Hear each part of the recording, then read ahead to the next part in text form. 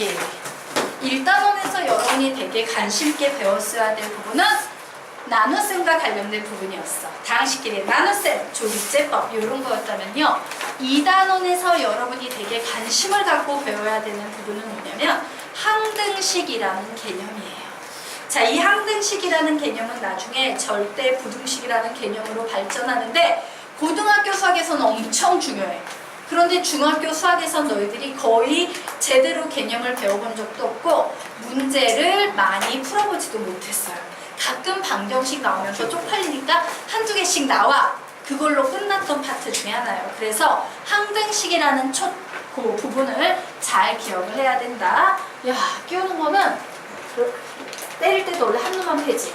위에 하나만 끼우고 이렇게 툭툭툭 하면 나머지가 들어가. 그리고 손가락으로 똑똑똑 끼우시면 돼요. 못 끼웠어? 아, 이렇게 막 억지 넣지 말고 그냥 툭툭툭 치면 돼. 잠시만. 이렇게. 예. 이렇게. 첫 페이지가 이거네. 자, 그러면 우리요 지금부터 1페이지 보도록 하겠습니다. 자, 글자를 조금 확대해 볼까? 예. 자, 시계에 사용된 기호에 따른 시계 분류 보도록 하겠습니다. 자, 문제에서요. 등식을 사용하면, 즉 등호를 사용하면 등식이라고 부르고요. 뭐 요런 애들, 요런 애들, 요런 애들, 요런 애들이 들어가 있으면 부등식이라고 부릅니다. 자, 그런데 등식은 다시 두 가지로 나뉘어져요. 항등식과 방정식으로 나뉘어집니다. 자, 그리고 나중에 배우게 될 부등식에선 우리가 절대 부등식이라는 개념과 조건 부등식이라는 개념을 배우게 될 거예요. 조건 부등식. 중요한 건 너희들이 중학교 때 열심히 배운 개념은 전부 다 방정식과 조건 부등식에 관련된 내용이야. 그리고 고등학교 때 본격적으로 배우기 시작하는 개념이 항등식과 절대 부등식이어서 이 부분을 잘 하셔야 됩니다. 선생님, 그러면 항등식과 방정식의 차이는 뭡니까? 우리 한번요, 항등식 쭉 두 줄, 방정식 쭉 두 줄. 한번 큰 소리로 읽어보도록 하자. 시작! 항등식, 모든 값에 대해서 항상 성립하는 등식. 즉, 등식을 풀었는데 답이 모든 값이 나오는 등식. 방정식, 어떤 특정한 값에 대해서만 성립하는 등식. 즉, 등식을 풀었는데 답이 어떤 특정한 값만 나오는 등식. 절대부등식 갑니다. 시작! 절대부등식, 모든 실수값에 대해서 항상 성립하는 부등식. 즉, 부등식을 풀었는데 답이 모든 실수값이 나오는 부등식.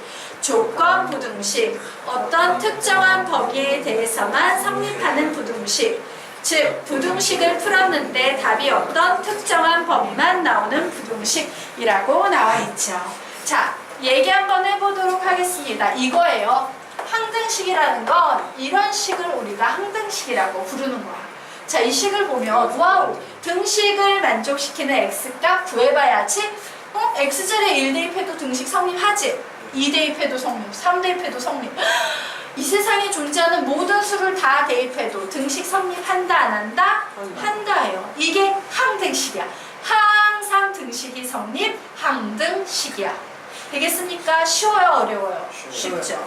자, 반면에 방정식이라는 건 이런 식을 말해요. 이 x는 3이야. x자리에 무슨 거 들어가야 돼? 라고 물으면 너희들이 2분의 3이라고 구하지. 우리는 이런 걸 뭐라고 불러? 근이라고 부르지. 이게 바로 우리가 구하려는 어떤 특정한 값, 근이라는 개념이에요. 그러면 너희들이 보기에는 항등식이 쉬운 문제야? 방정식이 쉬운 문제야? 항등식이 훨씬 쉽지. 맞아? 그래서 항등식은 문제를 내는데 출제자가 야, 이 식에 근 좀 구해볼래? 이런 문제 낼까 안 낼까? 안 내요. 그냥 항등식이다 라는 게 결정이 되는 순간 답은 이미 빠네. 그는 모든 수! 이렇게 돼버리는 거야. 알겠습니까? 그러므로 방정식에서는 어떤 특정한 값, 근을 구하는 게 수학의 목표가 된다 하면 항등식에서는 근을 구하는 게 중요하다, 중요하지 않다? 중요하지 않다야. 그럼 항등식에서는 뭘 구하는 게 중요하냐?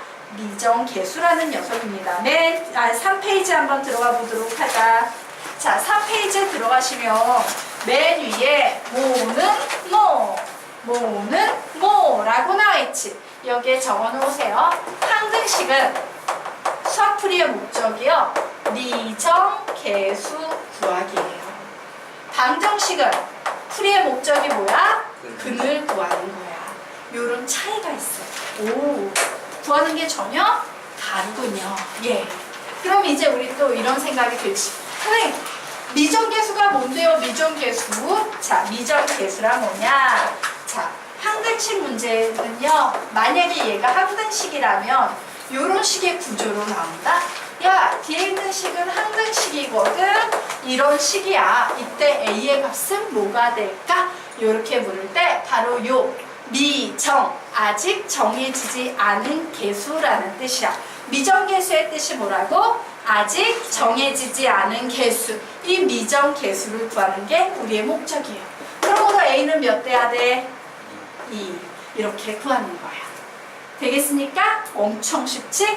예, 요게 항등식이야. 자, 됐죠? 자, 그러면 우리 이제 그 밑으로 내려가 보도록 하겠습니다. 자, 그래서 우리가 구조를 가만히 봤더니 위에 등식과 부등식 중에서 뭐하고 뭐가 구조가 비슷해 보여? 항등식과 절대부등식이 구조가 같죠? 방정식과 조건부등식은 구조가 같다라고 적어놓으시기 바랍니다.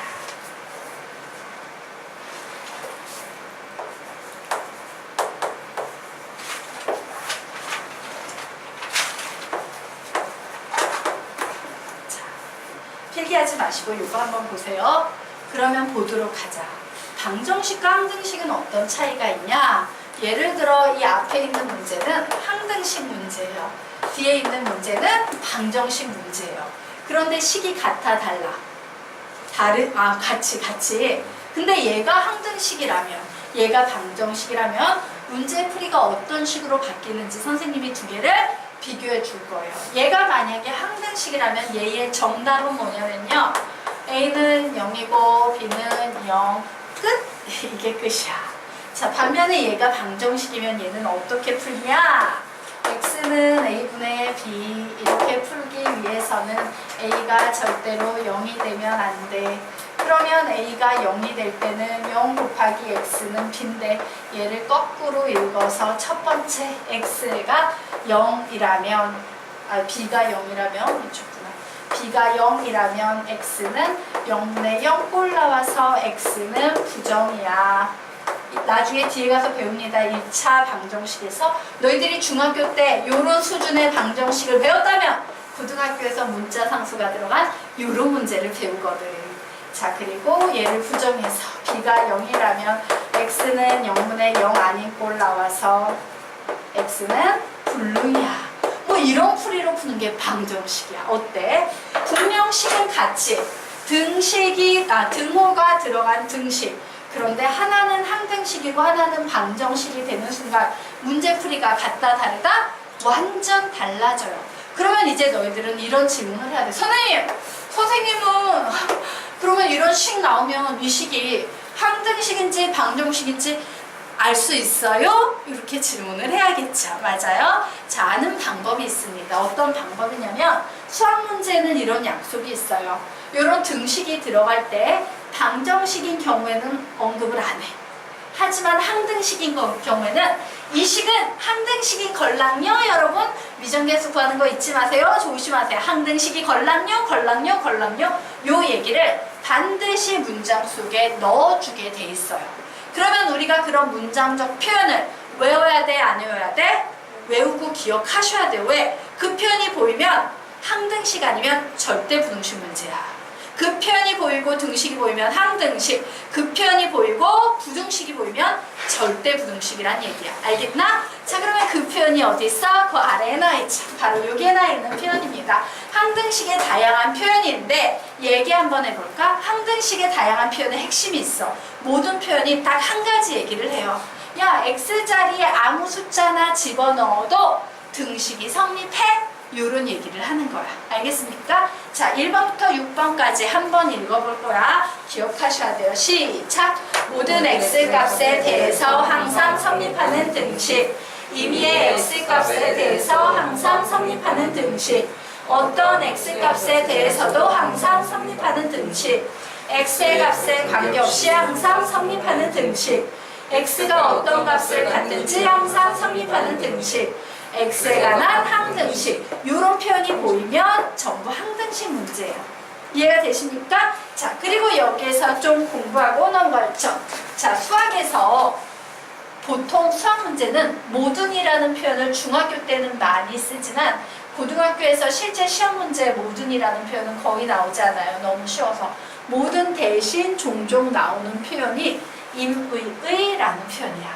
근데 이상하지? 모든 이러면 우리가 다 알 것 같잖아. 근데 임의의 이러면 어때? 아는 것 같기는 한데 좀 찝찝한 그런 느낌 있지 않나? 그치? 기억하십시오. 수학에서 임의의라는 말 나오면 전부 100% 모든으로 바꿔놓고 푸셔도 아무 지장이 없어요. 그냥 임의의라는 말은 모든이다 라고 기억을 해두시면 되겠습니다. 자, 됐죠? 자, 그러면 지금부터 항등식을 푸는 방법을 하나하나 배워보도록 하자. 자, 우선요 항등식의 성질에 대해서 공부를 할 겁니다. 우리 아직 시간 남았지? 자, 항등식에 대해서 공부를 할 거예요. 자, x에 관한 항등식일 때 이와 같이 식이 정해졌어. 그럼 우리 뭘 구해야 돼? 미정계수 a와 b의 값을 구해야 되죠? 자, 미정계수 a, b 값을 구할 땐 이런 생각을 하면 돼. 항등식은요 항상 등식이 성립해야 돼. 어떤 경우에 x자리 아무 수나 막 집어넣어도. 그러니까 x가 야 나 1000만 할래, 나 마이너스 370이 할래 이러면서 x자리 아무 수나 막 들어가면서 요동치는 거야. 얘가 굉장히 불안정한 상태야. 아무 수나 막 들어가니까 얘는 평온하게 0이 돼야 되는데, 그래서 우리는 이 x를 죽여버리기 위해서 뭔 짓을 하냐? x 앞에 뭘 곱하면 돼? 0을 곱해버리면 되지. 맞나? 그래서 a가 0이야. 그리고 남은 찌끄레기식 그대로 보면 b는 0이다. 이렇게 정리할 수 있는 거예요. 자, 두 번째 식 보자. 항등식이 되려면 등식 항상 성립해야 되는데 양쪽에 x가 있네? 같이 올라갔다 같이 내려가. 그러면 등식 맞춰주려면 a하고 c도 어때야 돼? 같아야만 되겠죠? a와 c가 같고 남은 식 그대로 부르면 b와 d가 같아요. 자, 그러면 요동치는 x제곱 죽여버리려면 뭔 짓 해야 돼? a는 0. 요동치는 x 죽여버리려면 b는 뭐가 돼야 돼? 0. 그리고 남은 녀석 c는 그대로 적어주시면 됩니다. 자, 이제 눈치가 생겼지. 네 번째 식 불러볼까? 시작! a는 a 다. 네 번째 식. 그치? a는 a 다시랑 같아야 되죠? 그리고 b는 b 다시. 그리고 c는 c 다시랑 같아야지 등식이 성립하겠죠. 자, 우리 지금부터 이 문장 읽어보도록 하겠습니다. 시작! 항등식의 성질을 결과적으로 보면 같은 차수의 개수끼리끼리 같다라고 정리될 수 있지만 그보다는 내용적인 측면이 훨씬 더 중요하다. x에 관한 항등식을 내용적인 측면에서는 x를 죽인다. x를 죽인다 라고 정리할 수 있다요. 되겠습니까? 자, 그러면 이제 이 네모 박스 한번 읽어보도록 하자. 시작! 좌변, 우변 중 어느 한쪽에 x가 있을 때는 그 앞에 개수를 0으로 만드는 것이 x를 죽이는 작업이고 좌변, 우변 모두 x가 있을 때는 개수를 같게 만드는 것이 양쪽에 있는 x를 죽이는 작업이 된다. 단! 죽일 때는 몰아넣고 죽인다. 죽일 때는 몰아넣고 죽인다. 죽일 때는 몰아넣고 죽인다예요. 자, 죽이는 기술이죠. 자, 옛날에 독일인들이 유태인들 학살할 때 띵동 여기 유태인 살아요? 빵! 너 유태인이야? 길 가다가 빵! 이렇게 죽이지 않았지?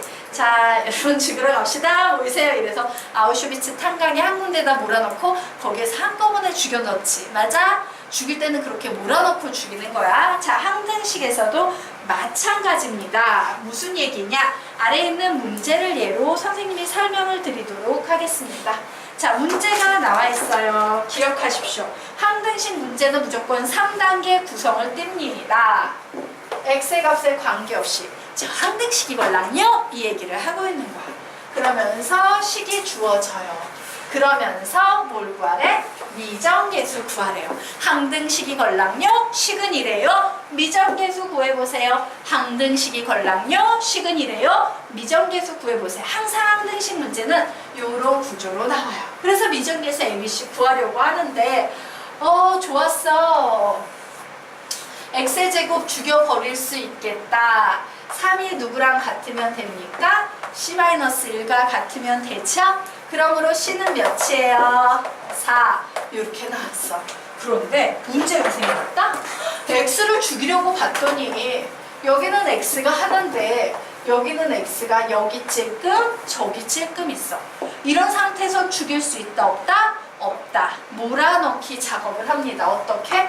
묶어주는 거예요. 이렇게 x가 한 번만 나오게끔. 이게 몰아넣고 죽이는 기술이야. 알겠습니까? 자, 그래서 이제 두 번째 식은 뭐가 되겠어요? 마이너스 4 플러스 a랑 누구랑 같으면 된다? 5랑 같으면 되겠네요. 자, 그러므로 a는 몇 나오겠습니까? 9라고 나오게 되네요. 자, 그리고 이제 마지막으로 b는 몇 나오겠습니까? 4라고 정리하시면 되겠습니다. 이렇게 푸는 거예요. 쉽죠? 네. 항등식의 성질 정말 유치하죠? 그런데 중요한 건 뭐냐면요. 괜히 넘겼네. 이 항등식은 사람들이 보통 엄청 유치하다고 생각하는데 우리 입장에서 볼 때 이 항등식은 엄청나게 강력한 식이야. 미치도록 강력한 식이야. 방정식은 이런 식이 존재할 수 없어요. 무슨 얘기냐? 미지수 몇 개예요? 3개예요. 일반적으로 우리가 미지수 3개의 값을 방정식에서 구하려면 식이 몇 개나 주어져야 돼? 3개가 주어져야 돼. 그런데 항등식은요, 식 하나를 가지고 수백 개의 미지수도 구할 수 있는 굉장히 강력한 식이라는 얘기야. 엄청 유치하고 쉽지? 쉽지만 강력하다라는 걸 좀 이해해야 돼. 자, 그러면 우리 이제 드디어 본격적으로요. 네. 미정계수 구하는 방법 알아보도록 하겠습니다. 자, 지금까지 우리가 배웠던 항등식을 가장 쉬운 개념이고 이제 좀 수준 높은 개념으로 넘어갈 준비를 하도록 하겠습니다. 자, 적어놓으시기 바랍니다. 두 번째 개념, 요 앞에 제목에다가 미정계수법이라고 적어놓으세요. 미정계수법. 자, 미정계수법이란 뭐냐? 항등식에서 아직 정해지지 않은 계수, 즉 미정계수를 구하는 방법. 항등식에서 아직 정해지지 않은 계수, 즉 미정계수를 구하는 방법이에요. 자, 그런데 이 미정계수를 구하는 방법은 여러 가지 방법이 있어. 이 방법 중에 너희들은 적합한 걸 사용하면 된다. 자, 1번 방법은 뭐냐? 좌변, 우변 모두 정배할 수 있을 때예요. 자, 앞에서 풀었던 그런 문제지. 자, 좌변, 우변 모두 전개된 앞에 풀었던 그런 항등식 문제 풀 때 우리 뭐해? 계수 비교하잖아. 그치? 좌변에 있는 계수랑 우변에 있는 계수랑 이렇게 비교하면서 답 내죠? 바로 뭡니까? 계수 비교법으로 푸는 거예요. 계수 비교법으로 푸는 거예요. 굉장히 중요하다. 선생님 가끔 수학을 정석책에도 이런 오류가 있다. 가끔 수학을 되게 개판으로 푸는 풀이 과정을 볼 때 있어. 선생님도 그렇고 심지어 그 유명한 정석책에도 가끔 이따위로 항등식을 풀어놓는 경우가 있어요. 어떻게 푸냐면 이 x는 ax가 항등식인데 푸세요 이래. 그러면 우리 뭐 하면 돼? 그냥 계수 비교하면 되지. 좌변과 우변을 계수 비교하면서 a는 2네 이렇게 풀면 되지. 그런데 이 문제를 석적 논리로 푼다고 방정식의 스킬인 이항을 하시는 분들이 있어요. 어떻게? 2x-ax는 0이므로 공통인수 x로 묶으면 2-a는 0 나오네. 그러므로 a는 2네라는 미친 풀이를 하시는 분들이 있어요. 자, 이 풀이 맞는 풀이야 틀리는 풀이야? 틀려요. 왜 틀리냐면 정석책에 실제로 이런 식으로 풀어놨다. 자, 어떤 곳이 틀리냐면요. 얘는 나름 2차 방정식이야. x와 a에 대한 2차 방정식이에요. 그러면 얘는 어떻게 되냐면 x는 0이거나 혹은 a는 2라는 답이 나와. 그 얘기는 무슨 얘기냐? x가 0일 때는 a는 아무 수나 와도 된다는 얘기랑 똑같은 말이거든. x가 0이 되면 이때 a가 뭐가 오든 상관없어요. 항상 0 나와요. 맞지? 맞지? 네. x가 0이 되면 이 자리에 무슨 숫자가 오건 0에다가 뭘 곱해봤자 0이잖아. 맞아? 이런 의미가 돼. 그럼 이렇게 볼까? a는 항등식이어서 2인데 x가 0일 때 한에서만큼은 a는 아무 수나 나와도 되는 개수예요. 요 따위로 풀면 된다 안 된다? 안 된다요. 이런 모순이 생긴 이유는 이항이라는 개념 때문에 그래요. 이항이라는 개념은 항등식의 개념이 아니야. 방정식의 풀이에서 사용하는 개념이에요. 알겠습니까? 즉 하고 싶은 얘기는 뭐야? 방정식과 항등식은 아예 다른 영역이야. 알겠지? 그걸 좀 신경을 써야 돼. 자, 그러면 이제 두 번째 개념 보도록 하겠습니다. 가장 많이 사용되는 중요한 개념이에요. 두 번째 개념이 모르는 값 옆에 가로가 곱해져 있을 때 수치 대입법이라는 방법을 사용하게 됩니다. 가장 흔한 방법이에요. 자, 그리고 세 번째 방법. 문제에서 나눈다는 말이 나올 땐 그냥 나누셔도 돼요. 나누는 법을 사용하셔도 됩니다. 자, 그리고 x에 대한 내림 차순식을 x-p에 대한 내림 차순식으로 바꾸려고 해. 이때 사용하는 방법은 뭘까? 연조리제법이에요. 그리고 미분 계수를 구할 때는 미분법이라는 방법을 쓰셔야 되는데, 자, 5번은 고등학교 2학년 과정이고요. 자, 고등학교 1학년 과정에서는 이 네 가지 개념을 배우게 됩니다. 자, 그러면 우리요 문제 한번 샘플 풀어보도록 하겠습니다. 자, 문제 다시 구조볼까? x의 값에 관계없이 등식이 성립할 때 ABC의 값을 구하시오. 항등식이걸랑요. 식은이래요. 미정계수 구하세요. 라고 문제 나왔네. 자, 그러면 우리 한번 보도록 할까? 얘는 물론 좌변우변 전개할 수 있어요, 없어요? 있지? 좌변우변 전개해서 계수 비교해서 ABC 구할 수도 있다, 없다? 있다. 그런데 중요한 건 뭐냐면 계수 비교법보다는 대부분의 문제에서 수치 대입법이 훨씬 편해요. 자, A 아는 값이야 모르는 값이야? 모르는 값 옆에 가로라고 해석할 수 있어 없어? 있죠. 그러므로 얘는 수치 대입법으로 풀 수 있어요. 자, 그런데 수치를 대입할 땐 아무 수치나 대입하는 게 아니라 이 모르는 값을 없애고 싶은 거야. 모르는 값 없애려면 요게 곱해진 가로가 0이 나오는 숫자를 대입해야겠지. x자리에 몇 대입하면 0이 될 수 있어? 2. x자리에 몇 대입하면 0이 될 수 있어? 3. 요런 애들을 대입하는 거예요. 그래서 대입해 보겠습니다. 선생님이 x자리에 먼저 2를 대입해 보도록 하겠다. 와, 2 빼기 0 되니까 다 사라지네. 오, 두 번째 식에서 b 곱하기 2 빼기 1은 1, 2 빼기 3은 마이너스 1. 오, 여기 있으니까 다 사라지고 얘가 1이 나왔네. 그러므로 b는 마이너스 1이구나. 자, 이제 x자리에 3 한번 대입해야지. 0 됐네. 0 됐네. 오, 요 녀석만 살아남네. c 곱하기 3 빼기 1은 2. 3 빼기 2는 1. 이 값이 1이 된다. 그러므로 c는 2분의 1이다. 자, x자리 요번에는 요 녀석을 0으로 만드는 1 대입해봅니다. 첫 번째 식만 살아남네요. a 곱하기 마이너스 1 곱하기 마이너스 2는 1이고 1, 1 있으니까 사라지고 그로 a는 몇이다? 2분의 1이다. 이런 식으로 구하는 거예요. 수치 대입법이 훨씬 유리합니다. 자, 됐죠?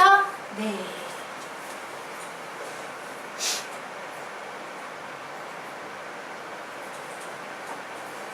자, 그러면 이 녀석 좀 잘 기억해야 돼요. 개념집은 선생님이 몇 번씩 읽으라 그랬어? 이것도 숙제 낼게.